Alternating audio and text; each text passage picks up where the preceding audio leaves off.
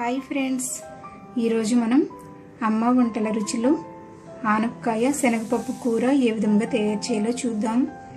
తయారు చేయడానికి కావలసిన పదార్థములు: అరగంట పాటు నానబెట్టుకున్న శనగపప్పు, 1 కప్పు పీల్ చేసి కట్ చేసుకున్నటువంటి ఆనపకాయ ముక్కలు, 3 కప్పులు నూనె, 3 to 4 టేబుల్ స్పూన్స్ కరివేపాకు కొద్దిగా, కొత్తిమీర కొద్దిగా, తరిగి పెట్టుకున్న ఉల్లిపాయ 1, పచ్చిమిరపకాయలు 2, టమాటా 1, జీలకర్ర 1 టీ స్పూన్, ఆవాలు 1 టీ స్పూన్, పసుపు 1/2 టీ స్పూన్, కారం 1.5 table spoon, sambar powder 1 tea spoon, ధనియాలు జీలకర్ర పొడి 1 టీ స్పూన్, ఇంగువ చిటికెడు, అల్లం వెల్లుల్లి పేస్ట్ 1 టీ స్పూన్, ఉప్పు రుచికి సరిపడినంత.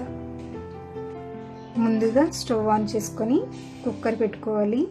కుక్కర్ వేడైన తర్వాత ఆయిల్ వేసుకొని, ఆయిల్ కొద్దిగా వేడైన తర్వాత ఆవాలు, జీలకర్ర వేసి వేయించుకోవాలి. ఇవి వేగిన తర్వాత ఇంగువ, ఉల్లిపాయ, పచ్చిమిరపకాయ ముక్కలు, కరివేపాకు వేసుకోవాలి.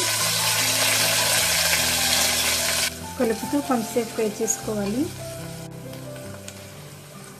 ఇవి కొంచెం ఫ్రై అయిన తర్వాత అల్లం వెల్లుల్లి పేస్ట్ వేసి వేయించుకోవాలి. ఇది కొంచెం వేగిన తర్వాత పసుపు, టమాటా ముక్కలు, ఆనపకాయ ముక్కలు,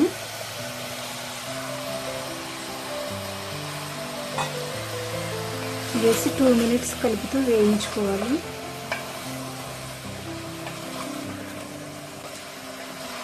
టూ మినిట్స్ వేయించుకున్న తర్వాత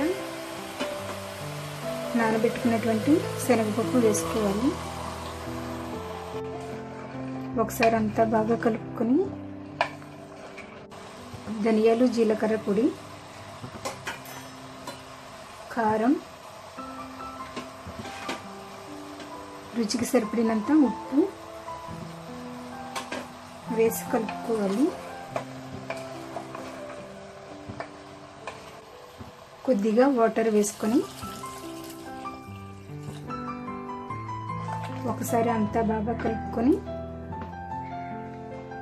కుక్కర్ మూత పెట్టుకొని 3 to 4 విజిల్స్ వచ్చేంత వరకు ఉడికించుకోవాలి.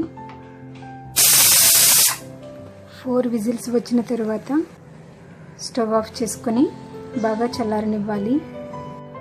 కుక్కర్ బాగా చల్లారిన తర్వాత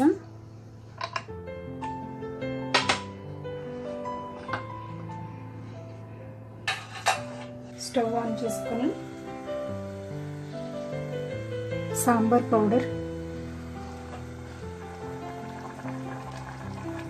కొత్తిమీర వేసి ఒకసారి కలుపుకోవాలి.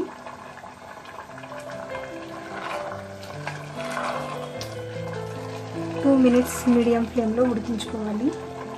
2 మినిట్స్ ఉడికించుకున్న తర్వాత స్టవ్ ఆఫ్ చేసుకొని ఒక బౌల్లోకి తీసుకుందాం. సాంబార్ పౌడర్ వేసుకోవడం వల్ల ఇది టేస్ట్ చాలా బాగుంటుంది. మీరు కూడా ఇదే విధంగా తయారు చేసుకోండి. పైన కొద్దిగా కొత్తిమీర వేసుకుందాం. ఆనపకాయ శనగపప్పు కూర రెడీ అయ్యింది.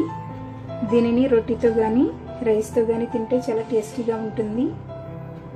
ఈ వీడియో మీకు నచ్చినట్లయితే లైక్ చేయండి, మీ ఫ్రెండ్స్కి షేర్ చేయండి. మరిన్ని వంటల కోసం సబ్స్క్రైబ్ చేసుకోండి. Thank you for watching.